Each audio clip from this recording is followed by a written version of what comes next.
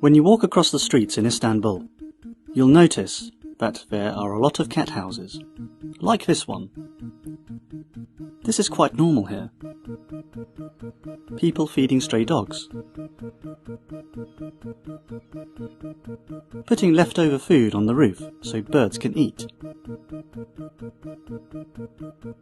a bowl of dry cat food at the corner of the street, and stray dogs covered with blankets. To understand why Turkish people have a soft spot for animals, we need to go back hundreds of years ago to the period of the Ottoman Empire.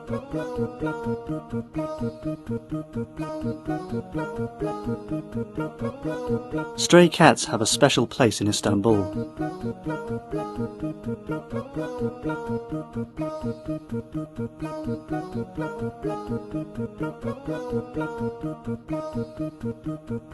You can find shelter and food provided by people everywhere. In this store, the owner has put a coin box to collect donations to buy cat food. So cats and Istanbul cannot be separated. They have always been part of the city.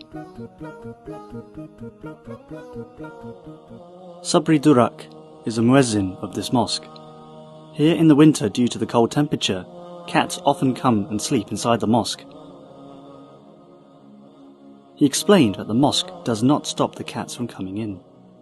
1400 yılları arasında yapılmış bir cami. Şimdi kediler buraya, bu cami yapıldığından beri kediler buraya girermiş. Kedi camiye, yani biz sokmadık kedileri. Kediler zaten giriyor buraya. Ama kedilere şey yapmıyoruz, yani kovmuyoruz kedileri. Kediler yine camide gerçekten duruyor, çünkü bunu istemeyen de var, isteyen de var. Ama bunun önünü alamıyoruz. Yani illa kediler giriyor yani. Bunu şey yapamadık. Bir türlü çaresini bulamadık. Geçenlerde yaklaşık böyle bir 30 tane vardı. Şu buralarda. Tabii gönder tabii giriyorlar. Yukarıya, burası bayanların olduğu yere. Yani şimdiki şeye bakarak, ya mesela eskiden işte o söylenir. Mesela güvercinler için bile dernek yapılmasını emretmişler padişahlar. You see this miniature of a mosque. At first you may think it's just decoration, but this is actually a birdhouse. You can recognize them by their unique shapes, like the shape of a mosque, a house, and a palace. The Ottomans built birdhouses in the 15th century until the 19th century. Today they can be found almost everywhere on the walls of old Ottoman buildings. The Ottomans are historically known for their kindness towards animals. Alphonse de Lamartine, a French writer and poet, who had a special friendship with Sultan Abdülmecid I, said, "Turks respect birds, dogs, that's to say all the things Allah has created. They are merciful and charitable to all types of miserable animals that are left alone and tortured across our territories." The Ottomans were inspired by Islam, so treating animals well was considered a religious duty. Taking care of animals was important for people. They built foundations, like a foundation for feeding stray cats and dogs. And one of the interesting foundations they made was a foundation for protecting storks.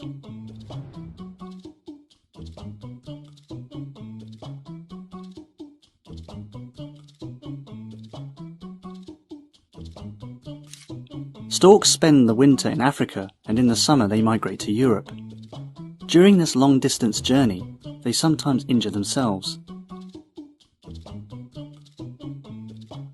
So in the 19th century, in the city of Bursa, people built a hospital which the local called Gurbahane Yaklakan. The storks would take a break in Turkey before continuing their long journey, and people would find injured and sick storks. So people would donate money to help them. And when the storks recovered, they would continue their journey all the way to Africa or Europe. The Quran, the Hadith, and the history of Islamic civilization offer many examples of kindness, mercy, and compassion towards animals. All living beings worship Allah in their own way, and they are worthy of consideration and respect.